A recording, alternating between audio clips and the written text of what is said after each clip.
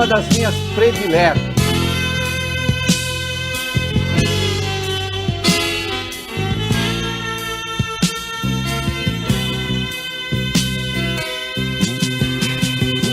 Meu bem, guarde uma frase pra mim dentro da sua canção.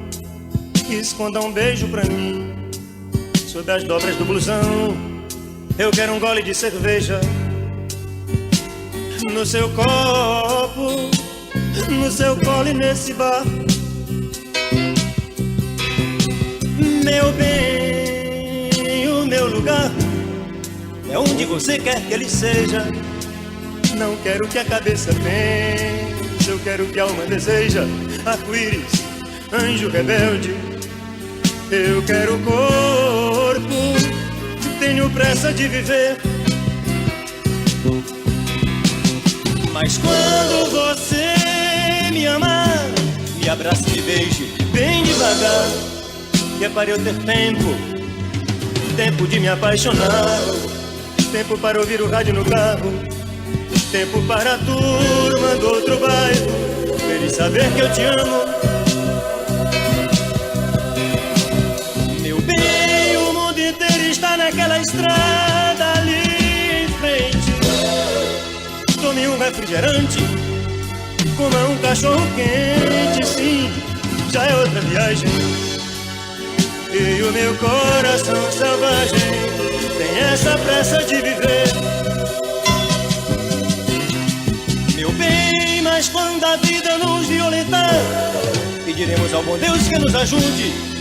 Falaremos para a vida: vida, pisa devagar, meu coração, cuidado, é frágil. Meu coração é como um vidro, como um beijo de novela. Meu bem, talvez você possa compreender a minha solidão, o meu sonho, a minha fúria e esta pressa de viver. E este jeito de deixar sempre de lado a certeza e arriscar tudo de novo com paixão. Andar caminho errado pela simples alegria de ser. 18h03. Raramente o É da Coisa começou tão bem, com uma coisa tão boa como Coração Selvagem de Belchior, do disco Coração Selvagem de 1977, o cantor, o bardo de Sobral, no Ceará. Boa noite, Bruno Capozzi. Muito boa noite. Boa noite, Vólio Bene. Boa noite. Gostam de Coração Selvagem? Gostei. Muito. Essa música é um espetáculo. Sim. E, como sempre, cheia das referências as mais sofisticadas do Belchior, né?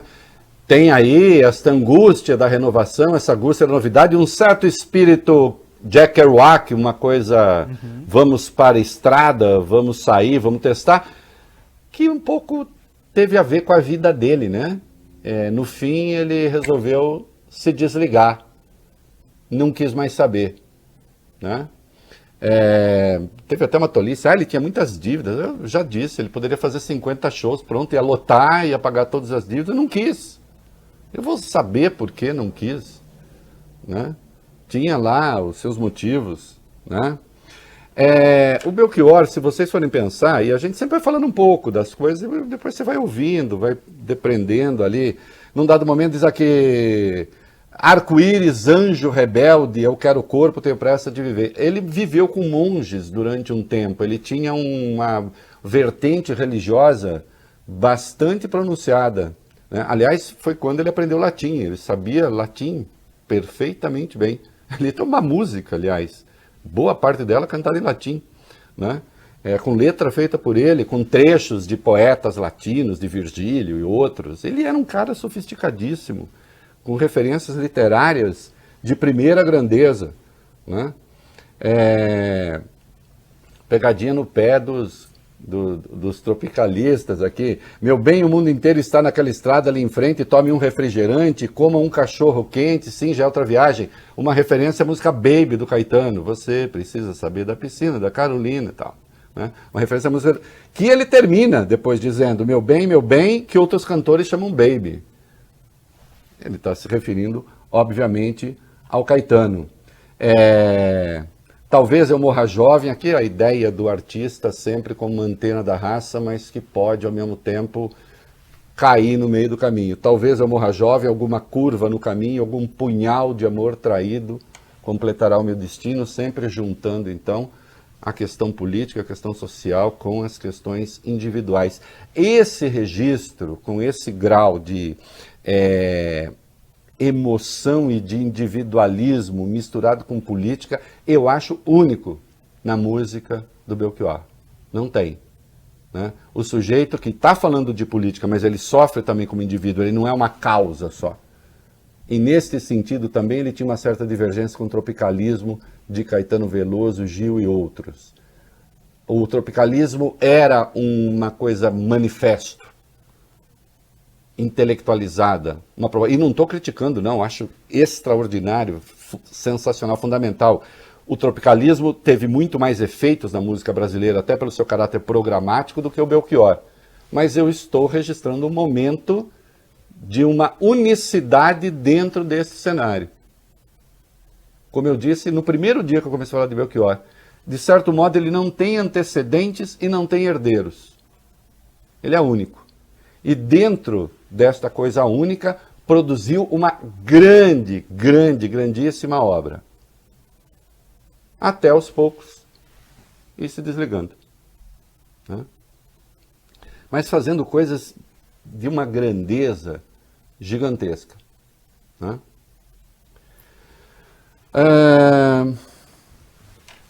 E nós aqui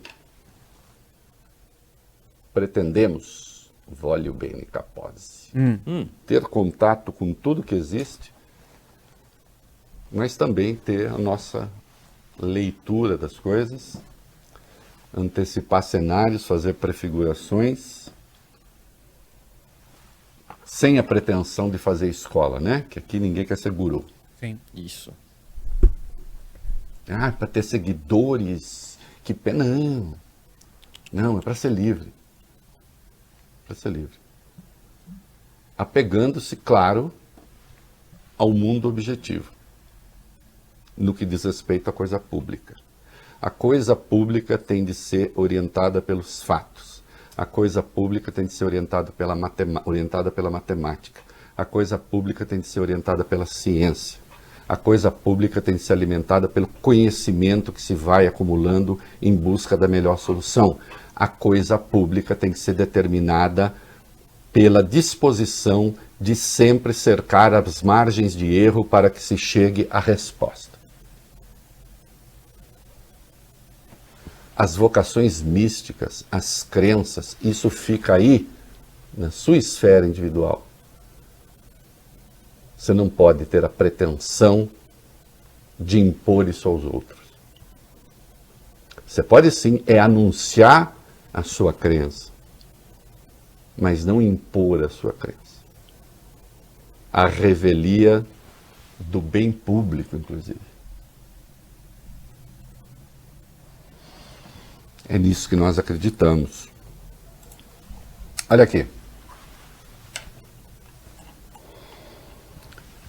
O Ministério da Saúde agora admite, matéria originalmente saída no Valor, que o Brasil pode passar a ter, nesses períodos de 24 horas que se estabeleceu para contar, 3.000 mortos por dia. Portanto, multiplicando o que há hoje por pouco menos de 3.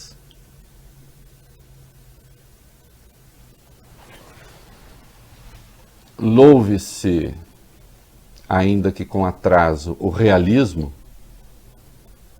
Agora, não podemos jamais esquecer e teremos de cobrar agora e sempre, história fora, como foi que chegamos aqui.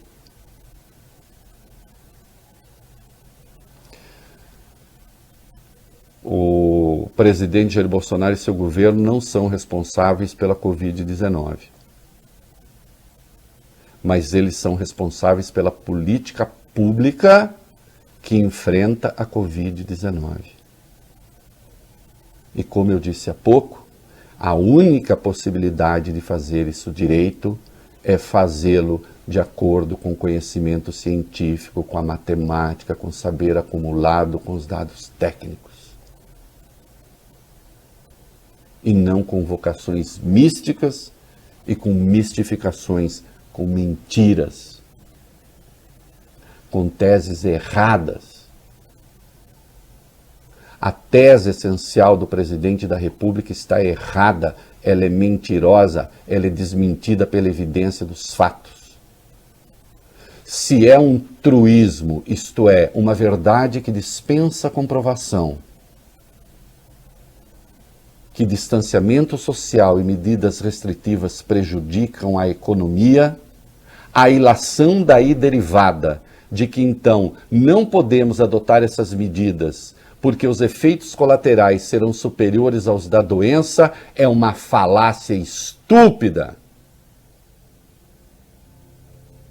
Porque em não havendo essas medidas protetivas, a doença se instala, a doença se espalha e isso paralisa a economia.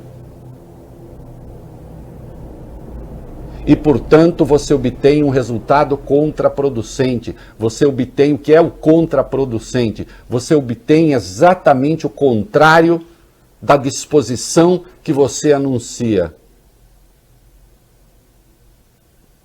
Que pode agradar um setor ou outro, um ignorante ou outro, um interessado de curto prazo ou outro, mas destrói a economia do país. Não por acaso, ontem, em companhia de Márcio Bittar, o senador relator da PEC emergencial, o Paulo Guedes, disse que a vacinação e a saúde são as prioridades do Brasil. É a questão número 1. É disso que devemos nos ocupar e é disso que deveríamos estar nos ocupando há muito tempo já. Em vez disso, desprezamos ofertas de vacina. Desprezamos. Eles desprezaram. Criaram dificuldades para a criação para vacina feita na parceria do Butantan com a Sinovac. Tivemos o presidente levantando hipóteses absurdas sobre efeitos colaterais. Ainda hoje, há partidários do presidente da República aplaudidos pela Malta, espalhando por aí que estão morrendo pessoas em razão da vacinação. Ora, se quase 7 milhões de pessoas já foram vacinadas, é claro que depois da vacina morreram pessoas vacinadas. A questão é saber se morreram em razão da vacina. Há um erro lógico, eu já disse aqui até a fórmula em latim, post hoc ergo propter hoc. Não é? Que quer dizer o quê, voglio bene? Post hoc ergo propter hoc. Momento cultural. É um erro lógico que consiste em concluir depois disso, logo por causa disso. Sim. Se morreu depois da vacina, não quer dizer que tenha sido por causa da vacina. O exemplo clássico que se dá para este erro é o fato de que depois que o galo canta, o sol nasce. Todos os dias. O sol nasce depois que o galo canta, mas não nasce porque o galo canta. Não entender isso, é claro que quem espalha isso entende, mas é má fé, é ideologia, é obscurantismo, é investir contra a vacina, é investir na doença, é destruir a economia, porque se não houver o controle da doença, a economia não entrará nos eixos. E a vacinação vai demorar, ela vai se estender ao longo de 2021. E aqueles que se vacinarem terão que continuar a usar máscara. Porque podem estar imunes, mas podem transmitir a doença. E será necessário ainda que não se aglomerem. Há uma outra falácia em curso. Bom, os ônibus funcionam, os metrôs funcionam, estão às vezes lotados, porque, enfim, não há para todo mundo ficar sentado, então por que eu preciso fazer essas outras medidas protetivas? Eu não entendi. Quer dizer que porque isso não é bom, nós não vamos fazer as outras coisas boas? É isso? É esse o raciocínio que está na base disso? Com a devida vênia, isso é uma asnice. Se não for uma fé. Claro, então que se vá para a solução ótima, mas é isso, quem anuncia isso quer a solução ótima do ponto de vista do combate à doença ia fazer lockdown mesmo, que nós nunca tivemos aqui. Portugal fez, adiantou. Não estou dizendo que as condições se reproduzam aqui de um pequeno país de 10 milhões de habitantes com uma população inferior à da cidade de São Paulo. As condições são outras. Com outras condições demográficas, inclusive. Com outra condição social. Eu não sou um idiota, eu sei as diferenças, eu sei as dificuldades e por isso acho que um lockdown para valer no Brasil seria impossível, ademais de criar dificuldades para os muito pobres. Mas há uma diferença entre medidas restritivas por um tempo para tentar baixar a curva e o lockdown. Ninguém está falando de lockdown. E aí, insisto, não é porque a condução funciona, o metrô funciona, o ônibus funciona, ou não sei, ou até mesmo as escolas. Eu, pessoalmente, sou contra, já disse. Mas não é porque essas coisas funcionam que então nós vamos fazer o liberou geral. Até porque há determinadas atividades que supõem um contato e uma convivência que facilitam a transmissão do vírus.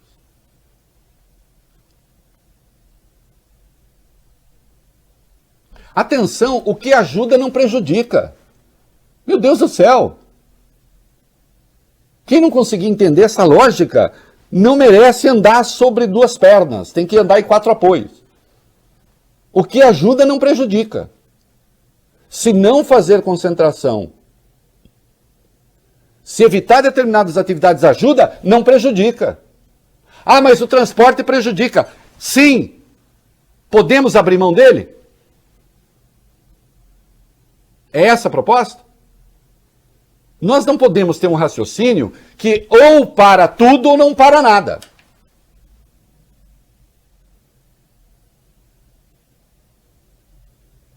O Ministério da Saúde está falando em 3 mil mortes por dia. O que há, gente? Nós perdemos qualquer noção de limite, de humanidade. Até mesmo de eficiência. 3 mil mortos por dia será o colapso, não haverá onde colocar os cadáveres.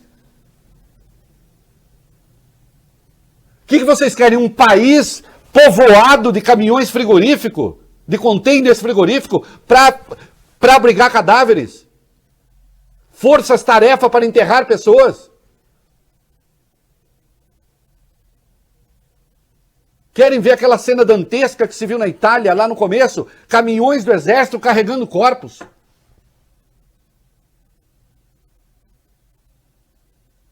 Ah, mas o presidente foi para a live dele ontem, aí, com o ministro dele falando.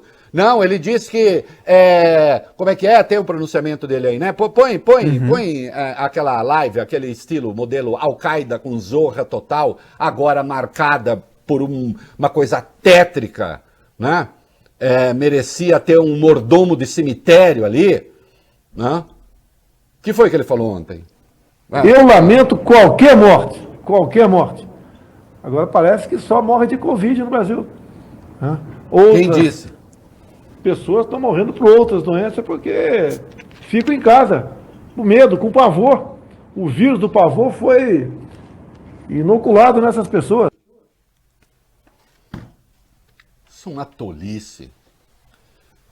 Isso é uma tolice. É claro que se morre por outros motivos. Continuamos a morrer por todos os outros motivos, presidente. Inclusive os ditados pela pobreza, pela miséria. Continuamos. E outras coisas. As pessoas continuam a morrer do coração, de câncer, das mais variadas razões. Acontece que essas mortes que são as mortes da Covid, são todas elas testadas, as pessoas estavam com Covid. E ainda que viesse a morrer daí a pouco, porque como Vossa Excelência disse um dia, num pensamento de rara profundidade, todo mundo morre um dia, né? Mas morreram antes. E morreram de uma doença contagiosa que se espalha.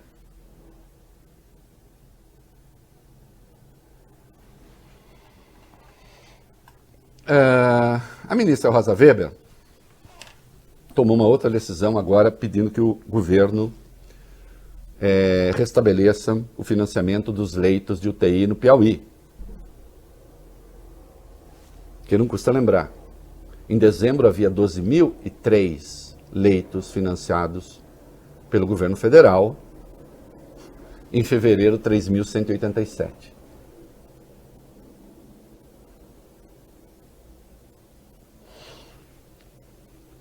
Vocês não têm uma concepção errada só da doença, vocês são incompetentes. Entende? Incompetentes. Eu às vezes vejo, empresário tal gosta do Bolsonaro, empresário tal, contrata para sua empresa depois. Quando ele deixar a presidência, contrata ele para CEO da sua empresa. Ele, o general Pazuello, toda essa turma que está aí, leva para lá. Para tomar decisões sensatas, razoáveis, racionais, pautadas pela ciência, pela economicidade. Leva. Vocês não acham bom? Não tem aí certos liberais de minha pataca, de minha tigela, que acham que o Brasil tem que ser governado como empresa? Leva o cara. Se é gostoso, pega para você. Ou ele é bom para governar o Brasil, porque certas pessoas são mais ou menos imunes, né, aos erros do governo.